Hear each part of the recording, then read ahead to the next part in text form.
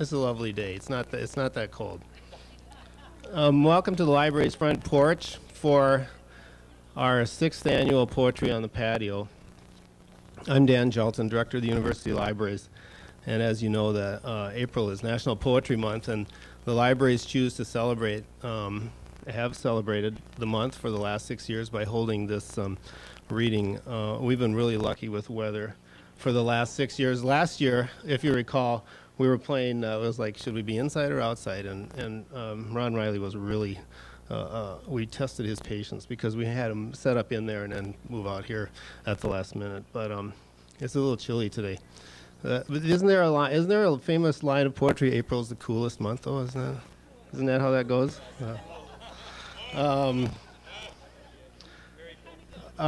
We were inspired to begin this event in 1998 when Robert Pinsky was Poet Laureate of the United States, and it was his idea to get regular people together at readings like this to read the poems that meant something to them, their favorite poems, not the poems that they wrote, but the poems that meant something to them. And he also believed that poetry should be read out loud. He said reading a poem silently instead of saying a poem is like the difference between staring at sheet music and actually humming or playing the music on an instrument.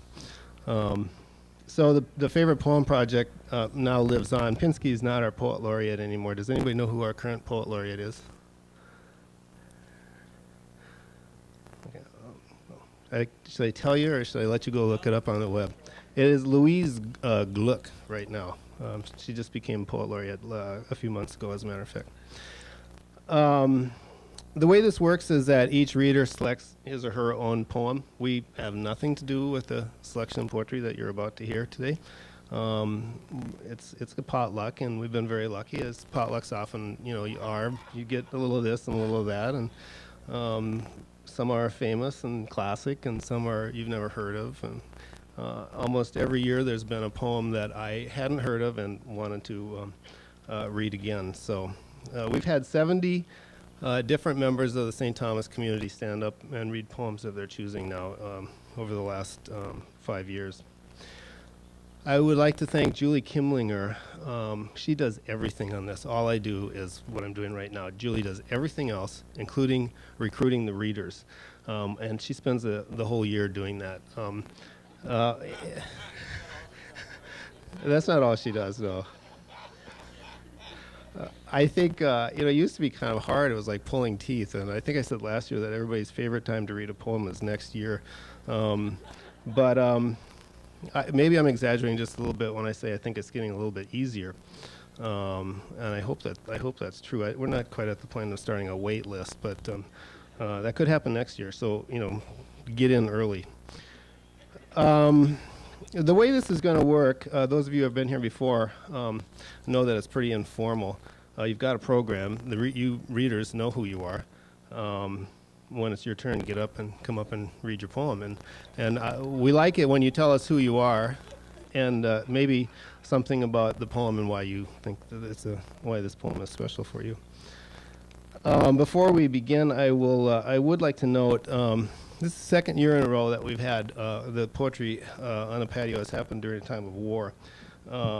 And perhaps as we look at some of these poems, we'll see it's funny how the selection of poems sometimes reflects what's going on in the world. It's also the 100th anniversary of the birth of Chilean poet Pablo Neruda, who titled his memoirs Confieso que he vivido. I confess that I have lived. And I love the title of that memoir, the honesty and the tenderness and the yearning that is in that in those words. A life that's lived fully and completely includes both joy and sorrow, and I think that poetry helps us navigate our way through these days and through our lives. I don't know if anybody heard over the weekend on NPR's Weekend Edition Saturday an interview with the this year's Pulitzer Prize winner for poetry, Franz Wright, who is a man who's experienced all kinds of suffering in his life, but he noted that poetry has been a kind of a cure, a way of lifting him up beyond the pain. And I just wanted to quote something that another person said in the story. They called up Daniel Ahern, who leads a rock band out in California, and this young man named his band after a collection of poetry by Mr. Wright. And this is what Daniel Ahern says. Quote, "And you were saying about the ability to articulate the sadness and the suffering. You know, I expressed this to Franz. I don't know if the poet realizes how much it does help, you know. It's almost like scripture in a way, or a sort of legend to a map to help you through the sad parts. And this kind of work helps not only immediately, but it will help in generations to come. And that is a beautiful gift to humanity. I'm very grateful." Okay, so I will begin. I'm very lucky. Really, one of the best perks of my job is that I get to read a poem at every reading. And we typically try to spread this out a little bit throughout the population at St. Thomas, but I'm exempted from that. I'm reading a poem by a woman named Eleanor Lerman. She's about my age. She's from New York. Her book, The Mystery of Meteors, was identified as one of the best books of poetry published in 2001. And I think this is a poem about finding our way. The Mystery of Meteors. I am out before dawn, marching a small dog through a meager park. Boulevards angle away. Newspapers fly around like blind white birds. 2 days in a row, I have not seen the meteors, though the radio news says they are overhead. Leonid's brimstones are barred by clouds. I cannot read the signs in heaven. I cannot see night rendered into fire. And yet I do believe a net of glitter is above me. You would not think I still knew these things. I get on the train, I buy the food, I sweep, discuss, consider gloves or boots, and in the summer open windows, find beads to string with pearls. You would not think that I had survived anything but the life you see me living now. In the darkness, the dog stops and sniffs the air. She has been alone. She has known danger, and so now she watches for it always. And I agree with the conviction of my mistakes. But in the second part of my life, slowly, slowly, I begin to counsel bravery. Slowly, slowly, I begin to feel the planets turning, and I am turning toward the crackling shower of their sparks. These are the mysteries I could not approach when I was younger. The boulevards, the meteors, the deep desires that split the sky. Walking down the paths of the cold park, I remember myself, the one who can wait out anything. So I caution the dog to go silently, to bear with me the burden of knowing what spins on and on above our heads. For this is our reward. Come Armageddon, come fire or flood, come love, not love, millennia of portents. There is a future in which the dog and I are laughing. Born into it, the mystery, I know we will be saved.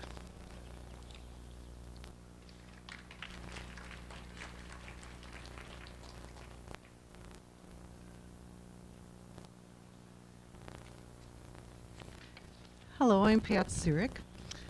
I've been a writer in the St. Thomas News Service since 1988, and I'd like to read some selections from an extraordinary book that I first encountered in about 1996. It's called KYRIE.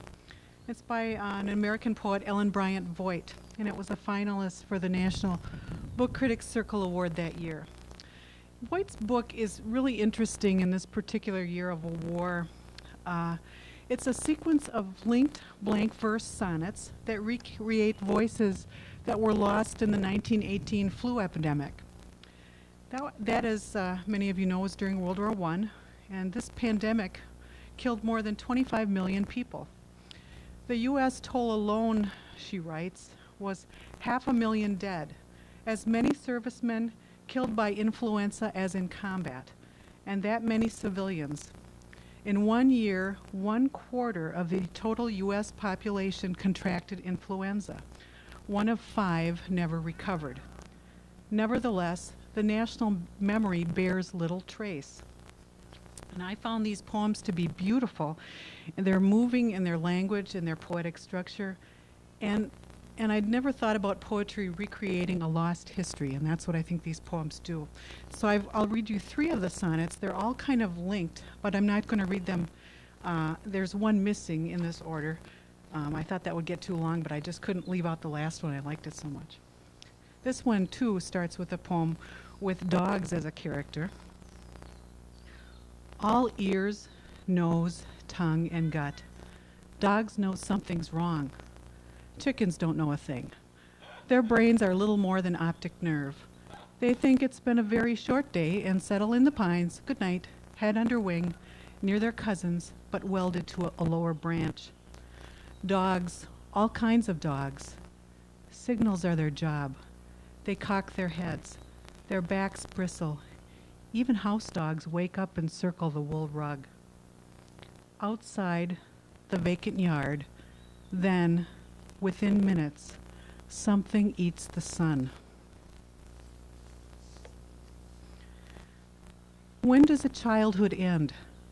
Mothers sew a piece of money inside a sock.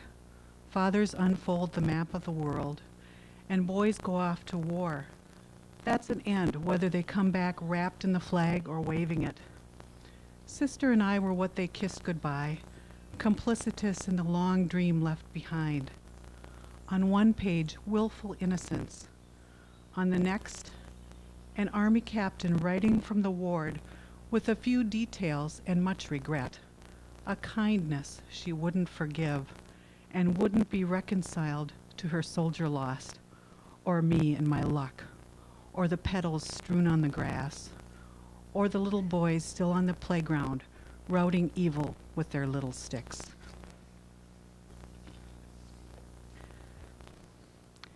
This is the double bed where she'd been born. Bed of her mother's marriage and decline. Bed her sisters also ripened in. Bed that drew her husband to her side. Bed of her one child lost and 5 delivered. Bed indifferent to the many bodies. Bed around which all of them were gathered. Watery shapes in the shadows of the room. And the bed frail abroad the violent ocean.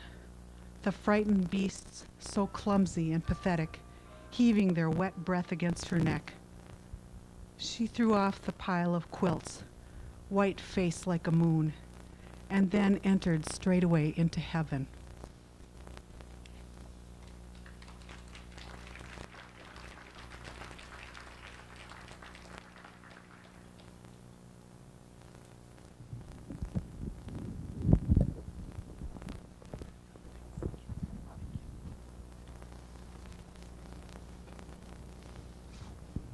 Hello, I'm Michael Degnan, teacher of philosophy here at St. Thomas.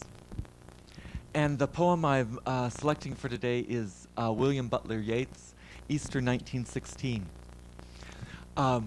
This is a poem that Yeats really felt he had to write.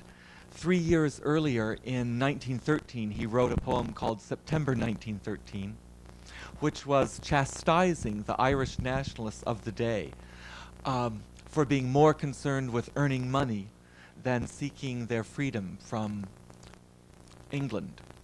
And he said all the real nationalists are dead and gone. They're with O'Leary in the grave, referring to Edward O'Leary, who had given his life along with many other Irish, led largely by Protestant Irish, actually, in 1798, when they tried to get together with the French to free themselves from Britain's rule. But there was a nasty storm that came, and the French ships went right by Ireland, and it just made the Brits more wary of what came later. So that didn't go very well.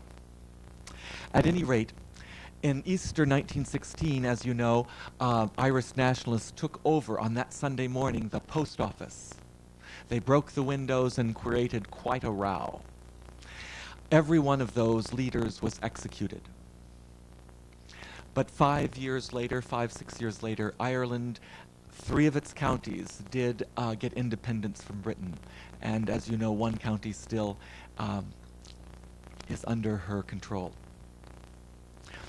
This poem celebrates and memorializes the work of these leaders. The first stanza speaks of their ordinariness. The second gives little character sketches of some of the leaders. The third and fourth are a reflection on the cost of fighting for justice for an oppressed people. And I'm Irish, sporting the green here before you. But I think this poem is emblematic for liberation movements throughout our world. I think of the Palestinians in the Middle East, the Tibetan monks in China, the Tutsis in Rwanda, the Somalis in Ethiopia. So the themes of the last two stanzas are far beyond the Emerald Isles. I have met them at close of day, coming with vivid faces from counter or desk among gray 18th century houses. I've passed with a nod of the head or polite, meaningless words, or lingered a while and said polite, meaningless words, thinking, before I had done, of a motley tale or two, or a joke to please the companions around the fire at the club, being certain that they and I but lived where motley is worn. All changed. Changed utterly. A terrible beauty is born.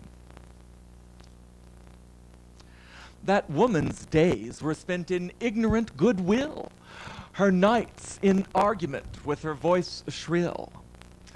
What could be more beautiful than when she would ride her horses to harriers? This man had kept a school and rode our winged horse. This other, his helper and friend, was coming into his force. He might have won fame in the end, so sensitive and daring his thought. This other I had thought a drunken and vainglorious lout, for he had done most bitter wrong to some who are near my heart. Yet I number him in the song, for he too has resigned his part in the casual comedy. He too has been changed in his turn, transformed utterly. A terrible beauty is born. Hearts with one purpose alone through summer and winter seem enchanted to a stone to trouble the living stream. The horse that comes from the road, the rider, the birds that range from cloud to tumbling cloud, minute by minute they change. The shadow of cloud on the stream changes minute by minute. A horse hoof slides on the brim and splashes within it. The long-legged moorhens dive, and hens to moorcocks call. Minute by minute, they live. And the stones in the midst of all. Too long a sacrifice can make a stone of the heart. Oh, when may it suffice? That is heaven's part. Our part, to murmur name upon name, as a mother names her child when sleep at last has come on limbs that had run wild. Was it but nightfall? No, no, not night, but death. Was it needless death after all? For England may keep faith when all is done and said. We know their dream, enough to know they dreamed and are dead. And what if excess of love bewildered them till they died? I write it out in a verse.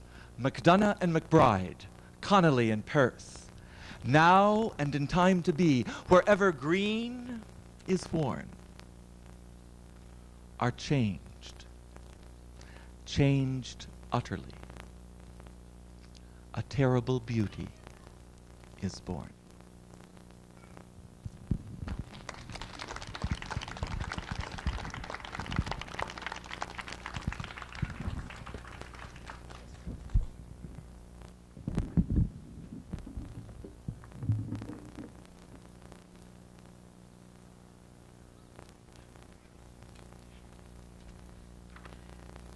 I didn't memorize my poem. I feel like a real slacker now, but that was wonderful. I'm Ann Johnson in the psychology department, and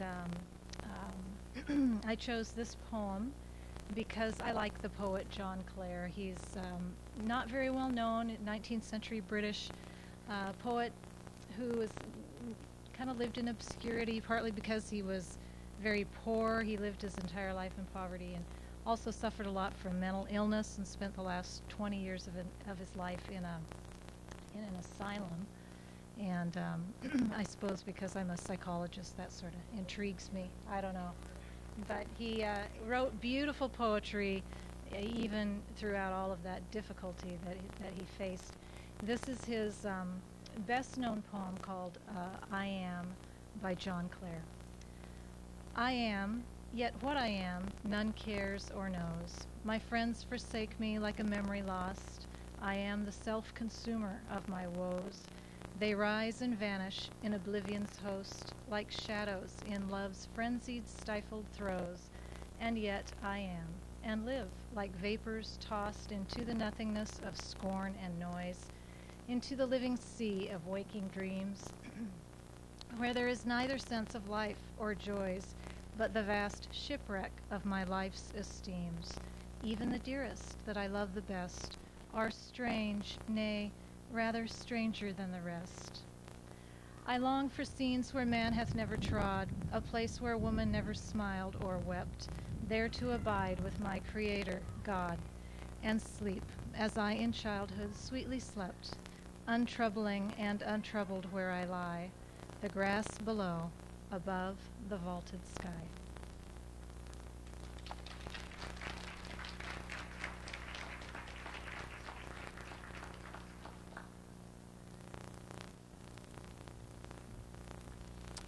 Hello, I'm Tom Connery from the Arts and Sciences. My poem today is The Windhover by Gerard Manley Hopkins, and I first became attracted to Hopkins when I was in graduate school, when at the same time I was discovering jazz. And what attracted me to Hopkins was that I thought his poetry was just like listening to jazz. It's sort of the syncopated rhythms, which afterwards some critics referred to as sprung rhythm. It had kind of an improvisational feel to it, as much jazz does, and sort of, if you listen to jazz, there are these distortions of pitch and timbre and so forth, and that seemed to be occurring in the poems that I would read. And at the same time, he accomplished that by sort of wordplay, word creations, playful and striking alliterations that seemed to me to be jazz-like. But I picked this poem, The Windhover. A windhover is a bird like a sparrowhawk that glides into the wind. And the reason I chose this is I've been reading this. I read this poem at least every spring. And I was attracted to it because in looking at this bird, the imagery, the rhythm, and so forth, it seemed to be one of these joyful moments, a moment of epiphany, and almost like a witnessing a rebirth, a new life. It was very much a spring-like poem to me, unlike today. So maybe if I read this, I'll feel a little more spring-like today. The Windhover. I caught this morning's minion, kingdom of daylight's dolphin, dapple dawn-drawn falcon, in his riding high there, how he rung upon the rein of a wimpling wing, in his ecstasy, then off forth on swing. As the skate's heel sweeps smooth on a bow bend, the hurl and gliding rebuff the big wind. My heart in hiding stirred for a bird, the achieve of, the mastery of the thing. Brute beauty and valor and act, oh air, pride, plume, here buckle, and the fire that breaks from thee then, a billion times told lovelier, more dangerous, O my chevalier. No wonder of it, sheer plod makes plow down Cillian shine, and blue bleak embers, my dear, fall, gall themselves, and gash gold vermilion. Thank you.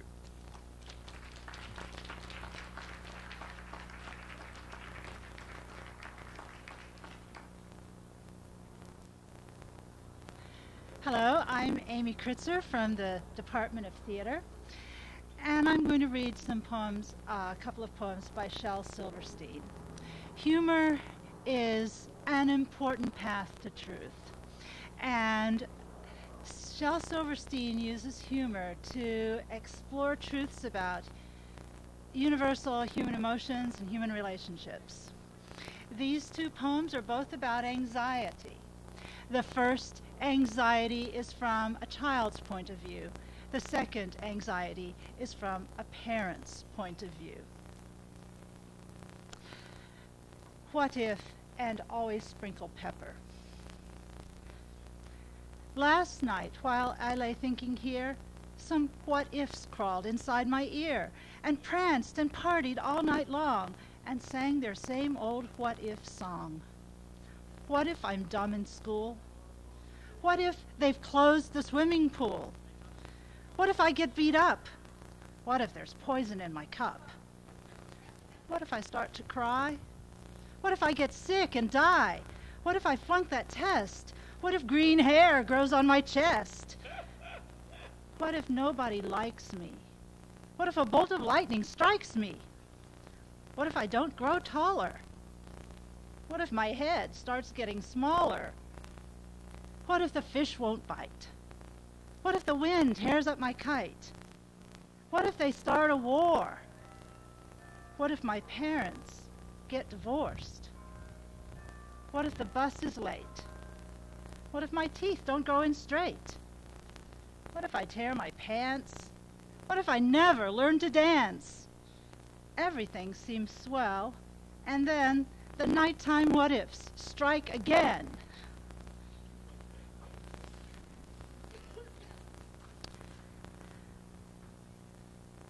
Always sprinkle pepper in your hair. Always sprinkle pepper in your hair. For then, if you are kidnapped by a wild barbazoot who sells you to a ragged hag who wants you for her soup, she'll hold you up and sniff you, and then she'll sneeze. Choo! She'll say, "My tot, you're much too hot. I fear you will not do." And with a shout, she'll throw you out, and you'll run away from there, and soon you will be safe at home a-sittin' in your chair, if you always, always, always, always, always, always, always, always, always sprinkle pepper in your hair.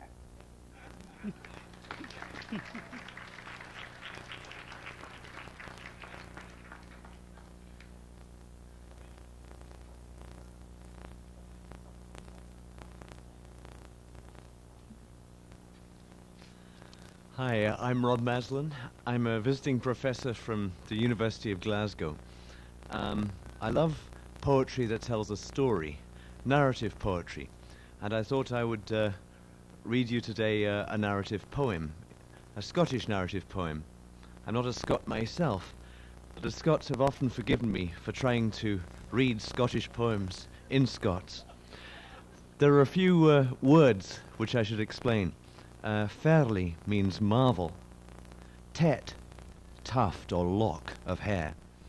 Harp and carp, play and recite as a minstrel. Leven may mean lawn, nobody knows. And docht means could. True Thomas lay on Huntly bank, a fairly he spied wi' his ee, and there he saw a lady bright come riding down by the eildon tree. Her skirt was of the grass-green silk, her mantle of the velvet fine. At ilka tet of her horse's mane hung 50 siller bells and 9. True Thomas he put off his cap and louted low down on his knee. "Hail to thee, Mary, Queen of Heaven, for thy peer on earth could never be." "Oh no, "Oh, no, Thomas," she said. "That name does not belong to me. I'm but the queen of fair Elfland that am here come to visit thee." "Harp and carp, Thomas," she said. "Harp and carp along with me. And if ye dare to kiss my lips, sure of your body I will be. Betide me weal, betide me woe, that weird shall never daunten me. Syne he has kissed her rosy lips, all underneath the eildon tree. Now ye maun go wi' me, she said. True, Thomas, ye maun go wi' me, and ye maun serve me 7 years, through weal or woe as may chance to be. She's mounted on her milk-white steed, she's ta'en True Thomas up behind, and I, whene'er her bridle rang, the steed gaed swifter than the wind. Oh, they rade on and further on, the steed gaed swifter than the wind, until they reached a desert wide, and living land was left behind. Light down now, True Thomas, and lean your head upon my knee. Abide ye there a little space, and I will show you ferlies 3. Oh, see ye not yon narrow road, so thick beset with thorns and briars? That is the path of righteousness, though after it but few inquires. And see ye not yon braid road that lies across the lily leven? That is the path of wickedness, though some call it the road to heaven. And see ye not yon bonny road that winds about the ferny brae? That is the road to fair Elfland, where thou and I this night maun gae. But Thomas, ye shall hold your tongue, whatever ye may hear or see, for speak ye word in Elfinland, ye'll ne'er win back to your ain country. Oh, they rade on and further on, and they waded rivers aboon the knee, and they saw neither sun nor moon, but they heard the roaring of the sea. It was murk night. There was nae starlight. They waded through red blood to the knee, for the blood that shed on the earth rins to the springs of that country. Syne they came to a garden green, and she put an apple frae a tree. Take for this for thy wages, True Thomas. It will give thee the tongue that can never lee. My tongue is mine, True Thomas, he said. A goodly gift you would gie to me. I neither docht to buy or sell at fair, or tryst where I might be. I docht neither speak to prince or peer, nor ask of grace from fair lady. Now hold thy peace, Thomas, she said, for as I say, so must it be. He has gotten a coat of the even cloth, and a pair of shoon of the velvet green, until 7 years were gane and past, True Thomas on earth was never seen. Thanks.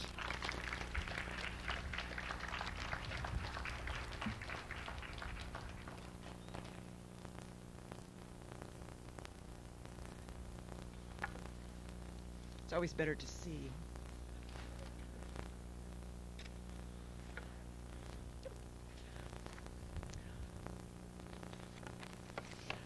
Well, my name's Karen Boros, and I'm in the journalism department. And I am here as a woman from television, and I bring you poetry from television. And I'll start with this very short one. Women will always forgive men their faults if A, they do housework, and B, learn to waltz. This is from a book called Gone Writing by Peter Moore, and these were poems he wrote for his father, Dave Moore, who I had the privilege of writing for when I was a reporter at WCCO-TV. And these poems were used mostly on the More on Sunday programs. And they were meant to be funny. Most of them are.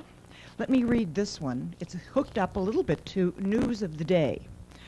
And the title is, On the Publication of a Report That Says, Most People Don't Wash Their Hands After Going to the Bathroom. So this researcher is shocked that her hygiene is bad. Big deal. Here's what really galls. The thought of some guy with a pencil and pad taking notes while he hides in the stalls. I think we're just lazy. We're not really slobs. And I sure hope this guy understands that most of our mothers did pretty good jobs and taught us, don't pee on your hands. Now, the image I have of Dave, who was trained as an actor. He had a degree in theater from the University of Minnesota. And when he graduated, just about all of his classmates thought he would go to Hollywood and be a leading man. Instead, he married his sweetheart, Shirley, and went to work as a booth announcer, later a cowboy, later a news anchor. And he never claimed to be anything more than an actor who had found his outlet in news. And he brought with this an actor's discipline. My memory of David is one hunched over a manual typewriter, shirt pulled out, sport jacket long since gone, holding a script out here and reading it and whacking himself on the head every time he made a mistake. And Peter would write these poems, sometimes to trip his dad up. There's one I absolutely cannot read out loud. It is about the opening day of baseball season, and it is written in baseball jive talk, and I cannot keep up the cadence. I've listened to the tape of David reading it, and I can't copy. But here's one, his thoughts on the opening of the Frederick R. Weissman Art Museum. Have you seen the Weissman? It's really a nice one. If buildings were football, I'd give it to Heisman. It glistens and curves, it bulges and swerves. It gets on a lot of the Lutherans' nerves. They gasp and say golly, an architect's folly. Mies van der Rohe teamed up with Salvador Dali. It's ugly, it's cold, it's daring, too bold. It's bad for our youngsters, it's frightening our old. They'll holler and whine about the design, but once some time passes, they'll like it just fine. For despite shows of piety and outward sobriety, even Norwegians enjoy some variety. So let 'em all fuss, for it's always been thus. First we shape our buildings, and then they shape us. And my last one, done here with dripping nose, is one I do remember him reading, and the name of it is To All Brand New Husbands. Romance was born the day we met. The fates brought us together. We drank champagne, wrote odes to love, and had some fun with leather. I noticed once we married and I moved into her place that our thundering, swirling passions thundered at a slower pace. So I said, you've seemed so angry since that day that I moved in, and I hardly ever see you flash that wicked little grin. I'd do anything to fan the flame, refill our loving cup. She said, honest?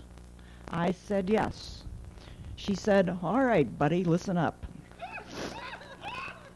Light a candle in the bathroom, leave the seat down when you're done. Push the chair in, turn the lights off, wipe the counter every crumb. Raise the blinds up in the morning, pull them down again at night, and I'll be your little lambikins when everything is right. Take your elbows off the table, take the bath mat off the floor, take your shoes off in the kitchen, shut that open closet door. And when everything is straightened up and all the work is done, then I'll shoot you that come hither look and say, come on, let's have some fun. Have you noticed, you big lummox, I've been doing all the work. So I fume and get resentful, and then I look like a jerk. If you want things to be different, here's a simple rule, my dear. When you notice something's dirty, grab a sponge and not a beer. Don't leave laundry on the door frame. Don't wash stemware by the neck. Take the cans out for recycling. It's politically correct. Keep the thermostat at 61. It really isn't cold, and I'll warm your little buns myself sometime before we're old. Well, I stared in mute amazement. Then I leapt up with a shout, and I did the dishes, cleaned the stove, and took the garbage out. And since then, I've gladly cleaned the house. It gives my life a lift, because now everything gets polished, if you kind of get my drift. So to all you brand new husbands, pay attention, stop, and think. Pick up your socks, fold the laundry, use the toilet, not the sink. Because that's what they find sexy, not just being tall and lean. To be truly irresistible, make sure the sheets are clean.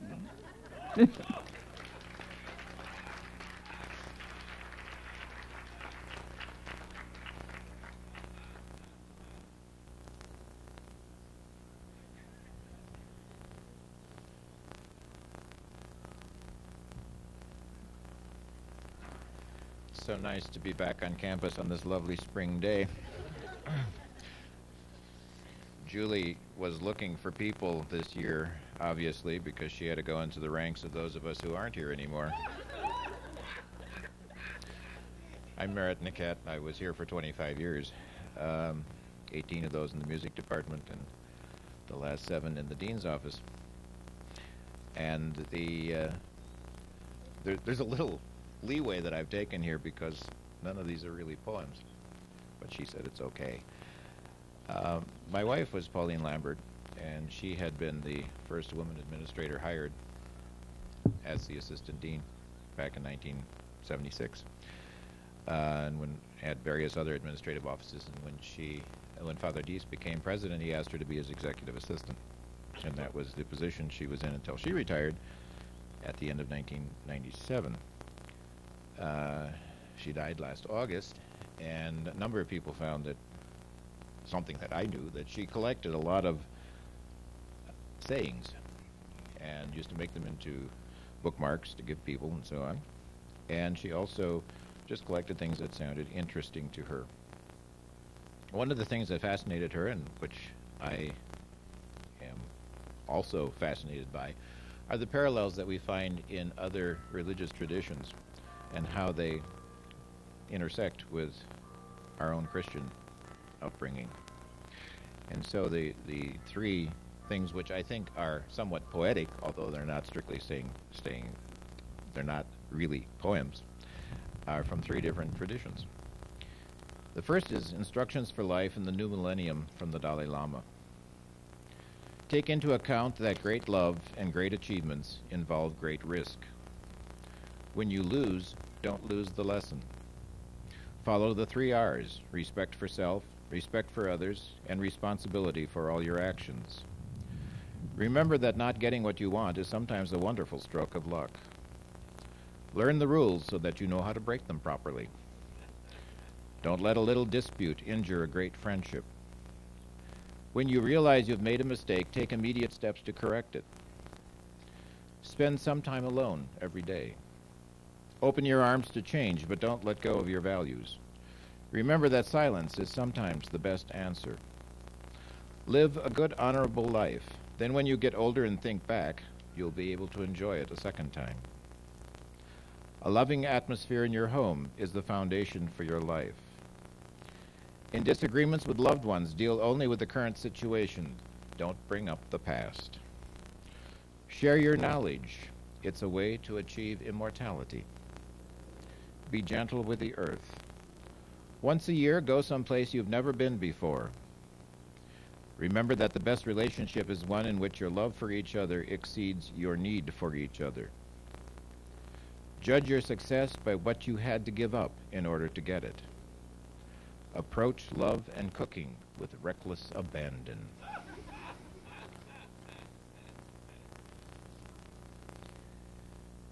And the second was one which some of you have seen because it was in the booklet at the memorial.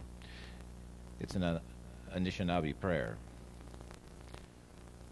O great spirit, whose voice I hear in the winds and whose breath gives life to everyone, I come to you as one of your many children. I am weak, I am small. I need your wisdom and your strength. Let me walk in beauty and make my eyes ever behold the red and purple sunsets. Make my hands respect the things you have made, and make my ears sharp so I may hear your voice. Make me wise so that I may understand what you have taught my people and the lessons you have hidden in each leaf and each rock. I ask for wisdom and strength, not to be superior to my brothers, but to be able to fight my greatest enemy, myself. Make me ever ready to come before you with clean hands and a straight eye, so as life fades away as a fading sunset, my spirit may come to you without shame. In the last 7 weeks that Pauline was alive, she was either in the hospital at United Hospital or in Shalom home. She kind of went back and forth. And she died at Shalom, and they have a memorial service. And one of the things that was included in the booklet at the service was a short passage called Doors. And this is one that I found quite interesting. It's based upon the words of Sidney Greenberg. All of life is a constant succession of closing doors. Nonetheless, a door never closes without at the same time another door opening. When one area of life is sealed off to us, another comes into view. Life's beauty comes precisely from the changing configurations and patterns of the years, from the blessing of life constantly presenting us with the closing and the opening of doors.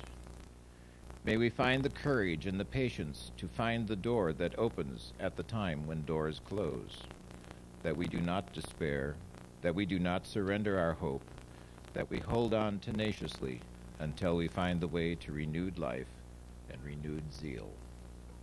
Thank you.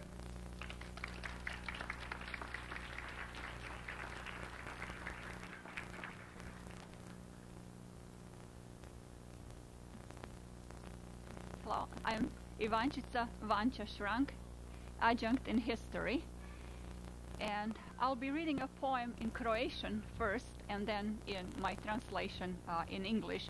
It comes from a collection of children's poems, actually, and Zvonimir Balog, the poet, is contemporary poet of children's poetry, and it is similar to Dr. Seuss in some ways, because there are many layers of meanings and words and rhymes and really sort of fantastic combinations of ideas.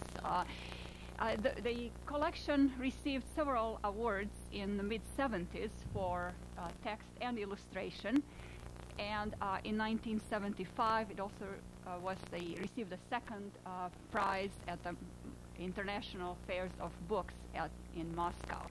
So, and I am intrigued by the innocence and optimism of this poem. It's the last one in the book, and the book is a collection of poems about professions and serious professions of adult people. Last year at the Festival of Nations, the theme for the festival was Children of the World, and I always participate in the festival in the Croatian booth, and we had this poem also displayed in Croatian and English in the booth. So here it is. The title is Dijete, child. Najljepše je od svih zanimanja kad je čovjek dijete, pa ne mora misliti na kravate, na žilete, gledati neprekidno na sat i kod pozdrava svijati vrat. To je tako zanimanje da se može u gaćama doći na primanje oko šumskog panja i da se buda nešto veliko sanja. Njemu su glavni zadaci da oblutak što dalje baci, da se što šire smije, da nikad na istom mjestu nije, da pušta u visine zmaja puno nekog svetog sjaja, da ga sunce za ruku voda, da ide pješke preko svoda. Now in English. The best of all professions is to be a child and not to worry about neckties and razor blades, constantly look at the watch or salute stretching the neck another notch. This is such a profession that one can come in underwear to a reception by a forest stream and be awake while having a big dream. Child's main duties are to skip a stone very far, to have a broad, smiley face, and never be in the same place, to fly high a kite full of some holy light, to let the sun take him by the hand and walk him high above the land.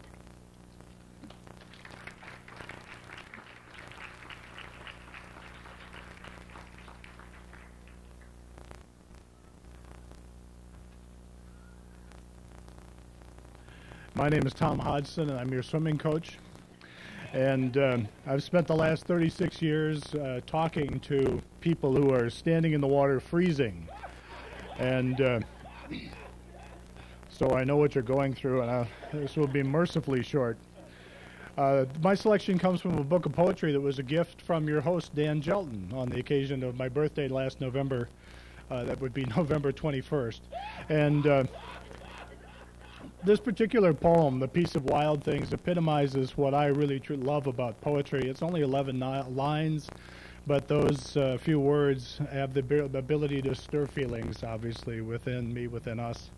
I've chosen this poem for the way that it connects me to those things that bring peace and meaning to me as these birthdays go flying by. And I also appreciate the way the words connect me spiritually to the great cycles of our natural world. It's The Piece of Wild Things by Wendell Berry. When despair for the world grows in me, and I awake in the night at the least sound in fear of what my life and my children's lives may be, I go and lie down where the wood drake rests in his beauty on the water and the great heron feeds. I come into the peace of wild things, who do not tax their lives with forethought of grief. I come into the presence of still water, and I feel above me the day-blind stars waiting for their light. For a time, I rest in the grace of the world and am free.